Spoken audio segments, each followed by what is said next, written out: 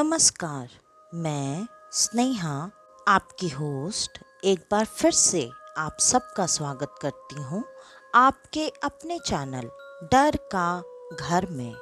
आज जो कहानी मैं आप सबके लिए लेकर आई हूँ वो कहानी एक ऐसी कहानी है जिस कहानी को सुनकर शायद हम सबके मन में बसी हुई कोई बातें, कुछ गलतफहमियाँ, वहम हमेशा हमेशा के लिए दूर हो जाए।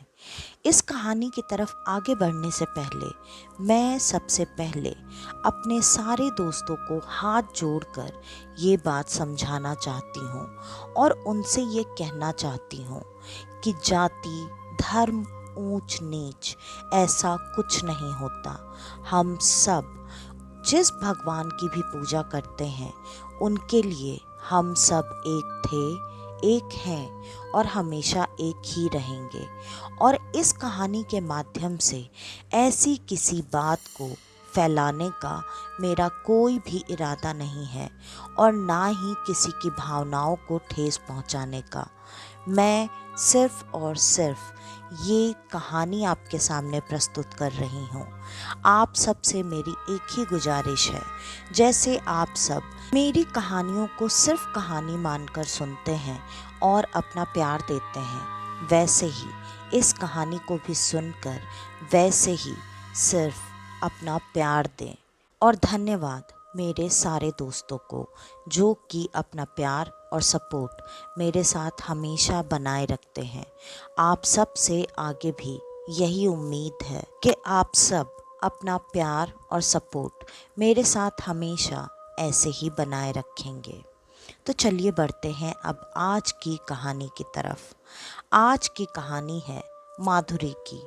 माधुरी जो कि एक बहुत अच्छे खासे पैसे वाले परिवार की सबसे लाडली, प्यारी, इकलौती बच्ची थी। उसे माता पिता का प्यार हमेशा से मिला। आज माधुरी और उसका परिवार एक बहुत बड़े शहर में रह रहा है, लेकिन सालों पहले वो ऐसे शहर में नहीं रहा करते थे।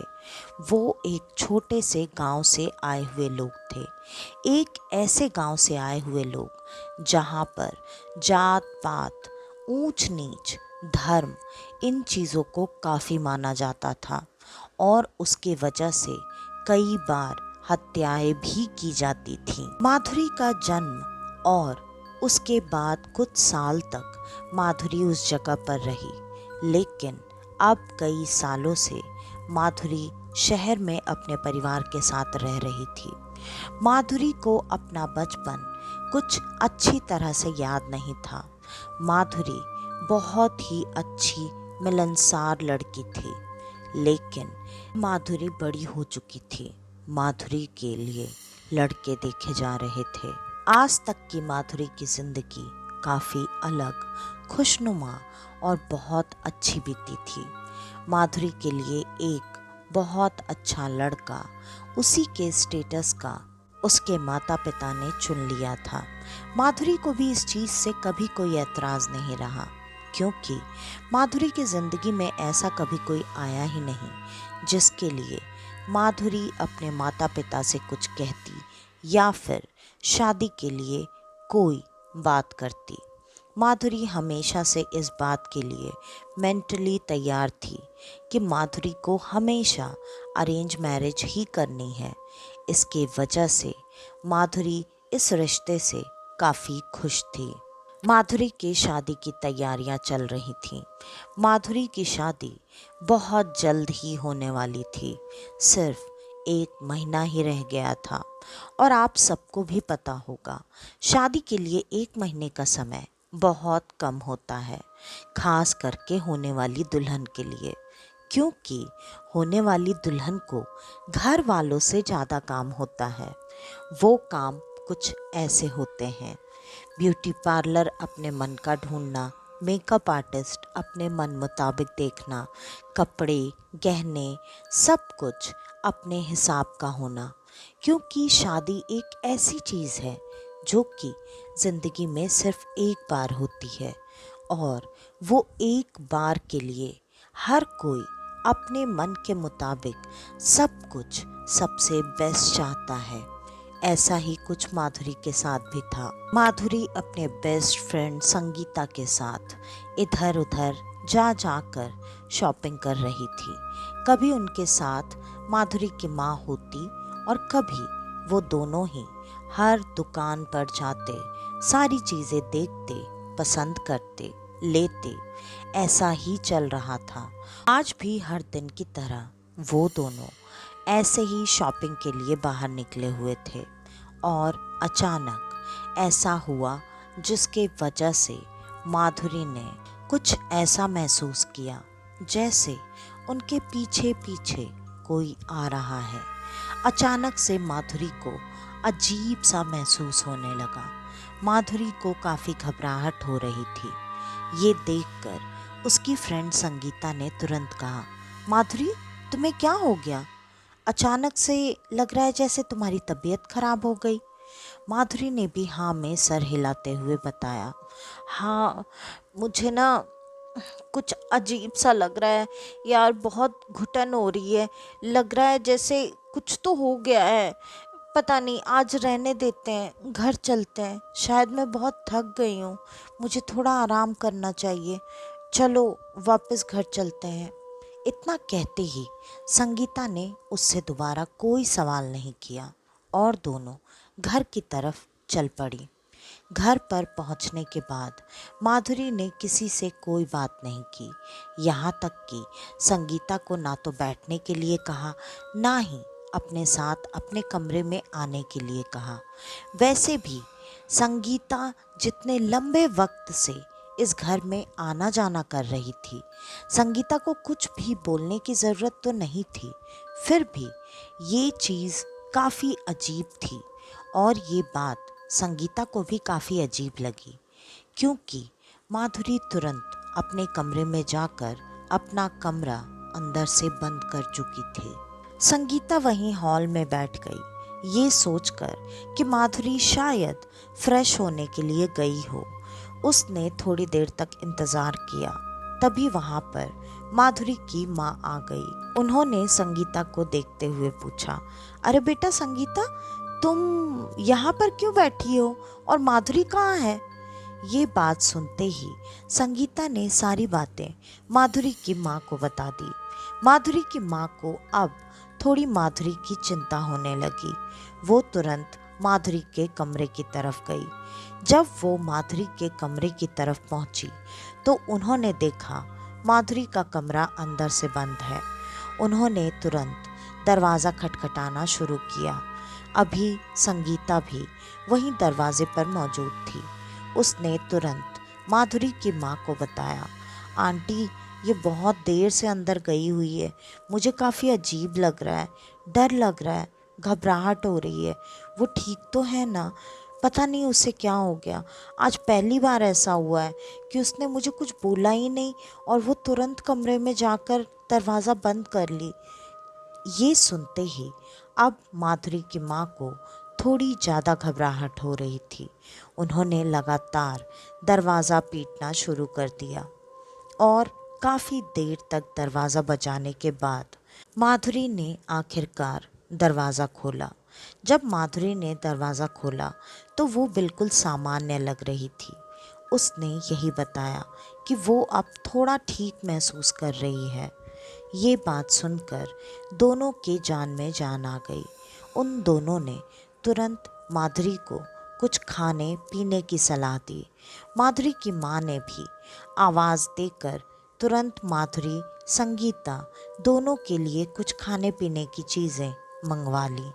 अब वो दोनों माधुरी के कमरे में बैठकर नाश्ता कर रहे थे और माधुरी अपनी लाई हुई चीज़ों को बार बार देख रही थी। थोड़ी देर बाद संगीता वहाँ से अपने घर के लिए निकल चुकी थी। अब माधुरी अपने कमरे में थी, लेकिन माधुरी जब अपने कमरे में बैठी हुई थी तब भी उसे ऐसा एहसास हो रहा था जैसे वो कमरे में अकेली ना हो। उसे थोड़ा डर लगने लगा। वो तुरंत उठकर अपनी माँ के पास चली गई और अपनी माँ को अपने मन की बात बताई। उसने कहा, माँ मुझे पता नहीं क्यों आज बहुत डर लग रहा है। मुझे ना बाहर भी ऐसा लग रहा था जैसे कोई मुझे देख रहा है, मेरा पीछा कर रहा है, और मुझे अजीब सा महसूस होने लगा। तो मैं घर आ गई और अभी भी मुझे ऐसा लग रहा है जैसे मेरे कमरे में कोई है। मुझे बहुत डर लग रहा है माँ। ये बात सुनते ही माधुरी की माँ ने हंसते हुए कहा, अरे कुछ नहीं है बेटा, तू समझ नहीं रही है। जैसे जैसे तेरे शादी के दिन नज़दीक आते जा रहे हैं, ये सब सिर्फ और सिर्फ शादी की घबराहट होती है, बाकी कुछ नहीं। और वो माधुरी से सारी चीज़ें पूछने लगी, आज कहाँ कहाँ गई, क्या क्या लेकर आई, और अलग अलग ढेर सारी बातें। वो ये बातें ये सोचकर कह रही थी कि शायद माधुरी का मन थोड़ा इधर उधर हो जाए ताकि वो थोड़ी शांत हो जाए। उन्हें माधुरी की बातें थोड़ी अजीब लगी, लेकिन उन्होंने अपनी कुछ भी बात को माधुरी के सामने ना जाहिर करते हुए उसे नॉर्मल करने के लिए ऐसी बातें की थी। और यही हुआ भी। माधुरी थोड़ी ही देर में सामान्य हो गई और अब वो सब लोग रात का डिनर एक साथ कर रहे थे। डिनर करते करते पिता, बेटी, माँ सबके बीच में बातें चल रही थीं।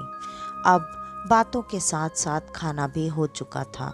सब अपने अपने कमरे में सोने के लिए जा चुके थे। माधुरी सोई हुई थी और तभी अचानक उसे ऐसा लगा जैसे कि उसके कमरे की खिड़की अचानक खुल गई। हवाएं बहुत तेज चल रही थीं। उसके कमरे में हवाओं के साथ साथ कुछ सूखे पत्ते भी उड़कर आ चुके थे, जो ज़मीन पर इधर से उधर उड़ते हुए ज़मीन पर अजीब तरह की भयानक सी आवाज़ें निकाल रहे थे। उन पत्तों की सरसराहट आज रात में ऐसी जान पड़ती थी जैसे कि कोई बहुत अजीब से भयानक खुरदुरे पैरों के साथ उस कमरे में अपने पैरों को घसीट घसीट कर चल रहा हो। ये आवाज़ थोड़ी देर तक होते ही अब माधुरी की आँख खुल चुकी थी। माधुरी जब उठी तब उसे अचानक अपने कमरे में इतने सारे सूखे पत्ते देखकर काफ़ी अजीब लगा। माधुरी इधर उधर हर तरफ देखने लगी। उसकी खिड़की बंद थी, फिर भी उसके कमरे में ये सूखे पत्ते कहाँ से आ गए।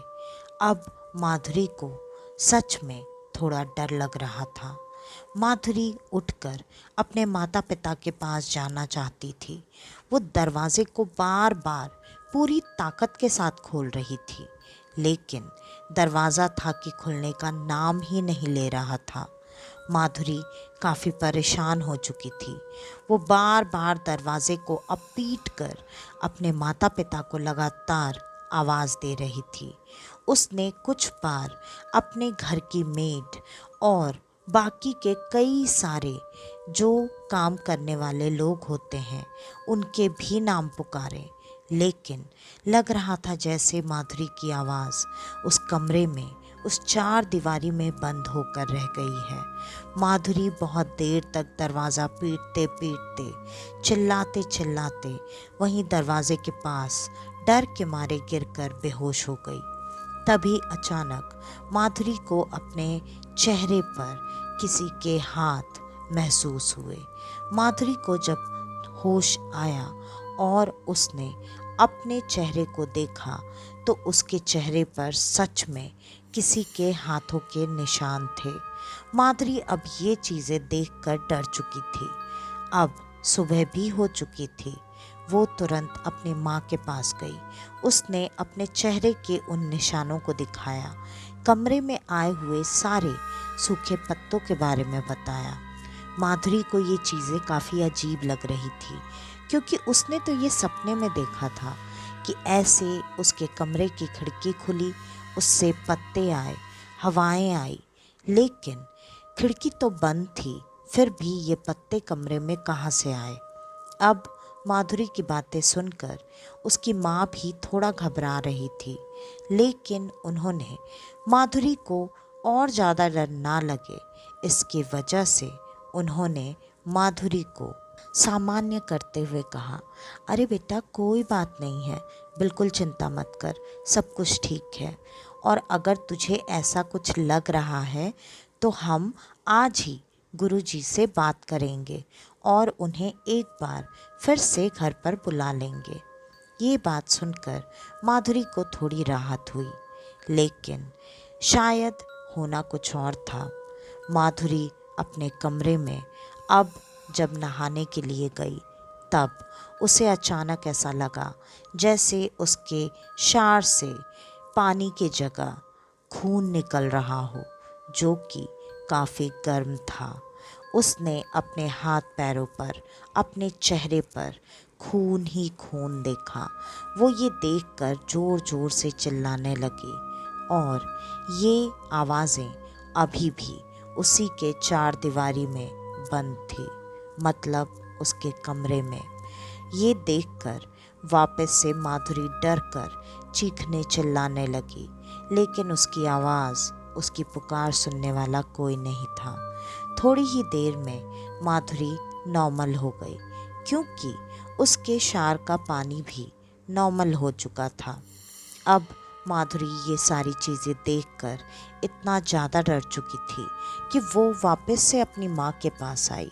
उसने अपनी माँ को सारी बातें बताई और उसकी माँ चाह कर भी गुरुजी से कांटेक्ट नहीं कर पा रही थी। लगातार ऐसी ही चीज़ें माधुरी के साथ चल रही थी और जैसे जैसे दिन बीत रहे थे, माधुरी के साथ रोज़ ऐसी कोई ना कोई चीज़ें होती रहती।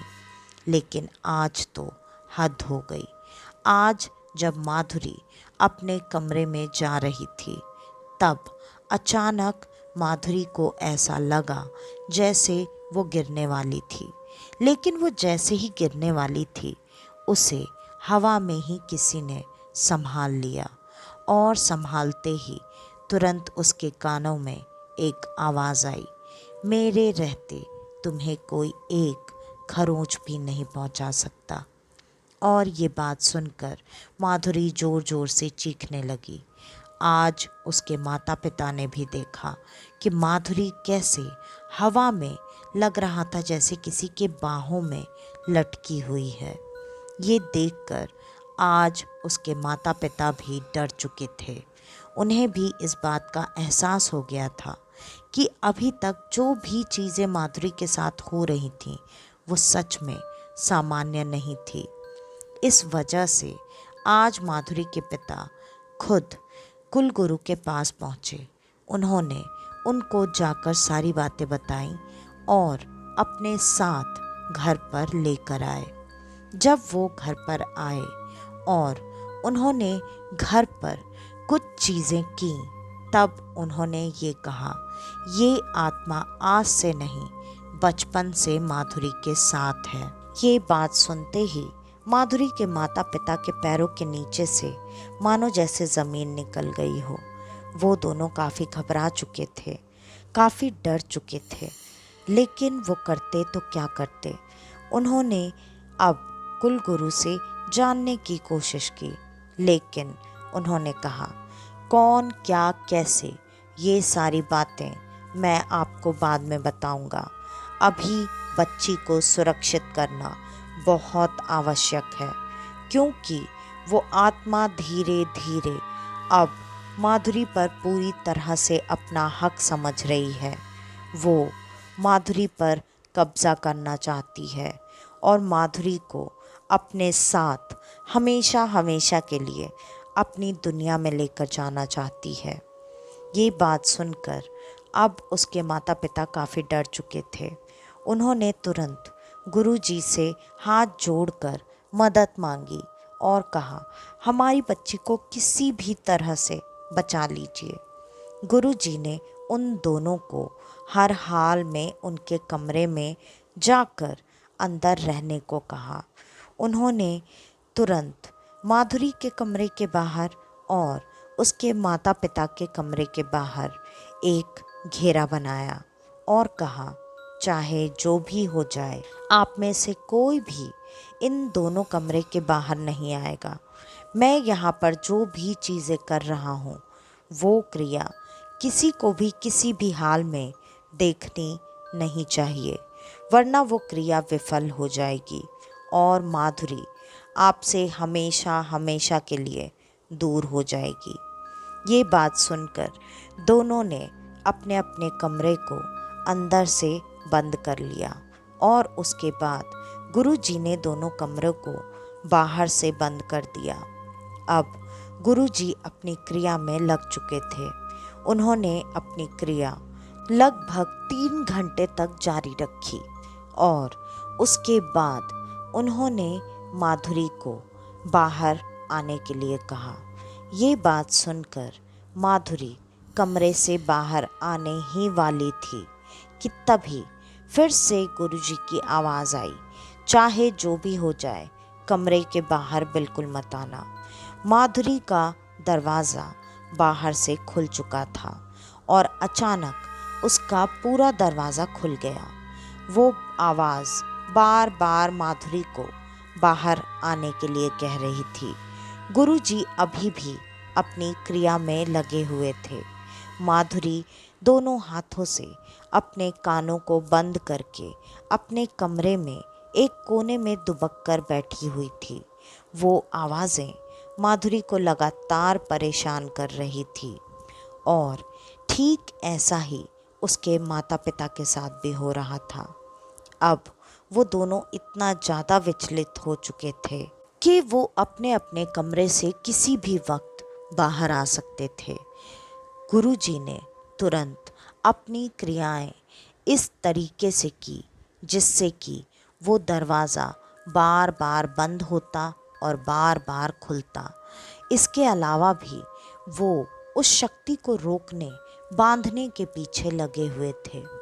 अब गुरुजी इस क्रिया को लगातार दोनों क्रियाओं के साथ पूरा कर रहे थे। आखिरकार वो क्रिया जैसे तैसे खत्म हो गई और उस क्रिया के खत्म होने के बाद गुरुजी ने उन दोनों का कमरा फिर से एक बार बाहर से खोला और उन्हें बाहर आने को कहा। वो सब अपने कमरे से जब बाहर आए तब उन्होंने किसी एक अजीब से शक्ल वाले लड़के को वहाँ ज़मीन पर, जहाँ पर गुरुजी ये पूजा कर रहे थे, वहाँ पर एक अजीब सी चमकने वाली रस्सी से बंधा हुआ देखा। अब गुरुजी ने उन सबको एक एक घेरे में बिठा दिया। अब कहा, पूछो तुम सब क्या पूछना चाहते हो। इस पर माधुरी के पिता ने, माँ ने एक ही सवाल किया कि ये कौन है जो कि माधुरी के पीछे बचपन से पड़ा हुआ है। इस पर उस आत्मा ने तुरंत अपने बारे में सारी बातें बताई। उसने उसी गांव का नाम लिया जिस गांव से सच में माधुरी और उसके पिता रहने वाले थे। उसने उस गांव का नाम लेकर माधुरी के बचपन के बारे में बताना शुरू किया और बताया, मैं वही हूँ जो कि माधुरी का बचपन का सबसे नज़दीकी और प्यारा दोस्त हुआ करता था।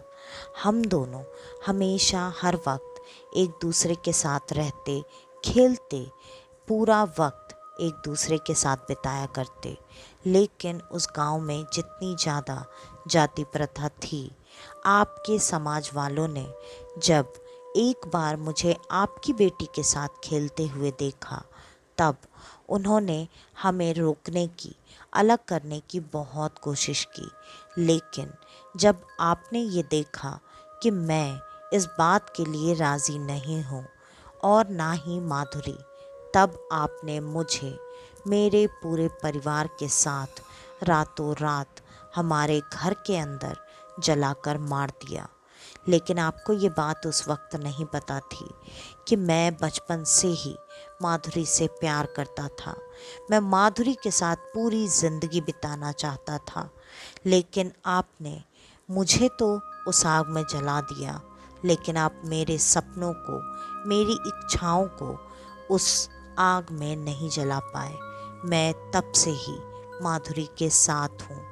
मैं सिर्फ और सिर्फ माधुरी के बड़े होने का इंतज़ार कर रहा था और मैं माधुरी को अपने साथ लेकर भी जाता अगर ये 3 दिन तक यहाँ ना आता और ना ही हमें परेशान करता। मैं वो 7 फेरे माधुरी के साथ लेता और हमेशा हमेशा के लिए माधुरी को अपने साथ अपनी दुनिया में लेकर चला जाता। ये बात सुनकर माधुरी के माता पिता, उसके साथ साथ माधुरी भी काफ़ी हैरान थी, क्योंकि माधुरी को ये सारी बातें ना के बराबर याद थीं। लेकिन उस आत्मा की ये बातें बताते ही माधुरी को अब सच में धीरे धीरे ये बातें याद आने लगी कि सच में उसका कोई दोस्त तो था जो कि उसके लिए काफ़ी प्रोटेक्टिव था और वो हमेशा माधुरी के साथ ही रहना, खेलना पसंद करता था। लेकिन अचानक माधुरी के साथ खेलना, माधुरी से मिलना उसने बंद कर दिया। माधुरी ने जब गांव में उसके बारे में पता करने की कोशिश की, तब माधुरी को यही बताया गया कि उसका पूरा परिवार ये गांव छोड़कर जा चुका है और उसी के कुछ समय बाद माधुरी का परिवार भी गांव छोड़कर शहर हमेशा हमेशा के लिए आ चुका था। जिसके बाद धीरे धीरे माधुरी भी अपने उस दोस्त को भूल चुकी थी। ये वही दोस्त था। अब जबकि वो गुरुजी के कैद में था और सारी बातें सब लोग जान चुके थे, गुरुजी ने उसे अपनी शक्ति से अब अपने एक पात्र में कैद किया और माधुरी के लिए एक सुरक्षा कवच दिया। इसके बावजूद कि माधुरी अब इस आत्मा की कैद से आज़ाद हो चुकी है, उन्होंने कहा इस आत्मा को 3 दिन से पहले नष्ट नहीं किया जा सकता। इस वजह से माधुरी की सुरक्षा के लिए ये बहुत ज़रूरी है। माधुरी की शादी होने के बाद ही हम इस आत्मा को मुक्ति दिलाने का कार्य कर सकते हैं। सबको कहीं ना कहीं डर तो लग रहा था, लेकिन गुरुजी की शक्तियों पर सबको भरोसा भी था। सबका भरोसा सच साबित हुआ। आखिरकार बड़े धूमधाम से माधुरी की शादी हो गई, माधुरी की विदाई भी हो गई और माधुरी की विदाई के साथ साथ उस आत्मा की इस दुनिया से भी विदाई हमेशा हमेशा के लिए हो गई। माधुरी की ज़िंदगी में उसके बाद ऐसी कभी कोई घटना नहीं हुई। तो आज की ये कहानी यहीं पर ख़त्म होती है। आपको हमारी आज की ये कहानी कैसी लगी, हमें कमेंट करके ज़रूर बताइएगा। और अगर आपको हमारी ये कहानियाँ पसंद आती हैं तो ज़्यादा से ज़्यादा हमारी इन कहानियों को शेयर करें, ताकि मेरी थोड़ी सी मदद हो पाए। और अगर आपके पास आपका ऐसा कोई अनुभव है तो हमारे साथ शेयर करने के लिए हमारे ईमेल आईडी या इंस्टा आईडी पर आप हमें आपका वो अनुभव भेज सकते हैं। तो आज के लिए बस इतना ही। मैं स्नेहा, आपकी होस्ट, आज के लिए लेती हूँ अलविदा। वापस से आपसे मिलने आऊँगी और आप सबको लेकर जाऊँगी कुछ जाने अनजाने किस्से कहानियों के सफ़र पर, आपका अपना डर का घर में। तो तब तक के लिए नमस्कार।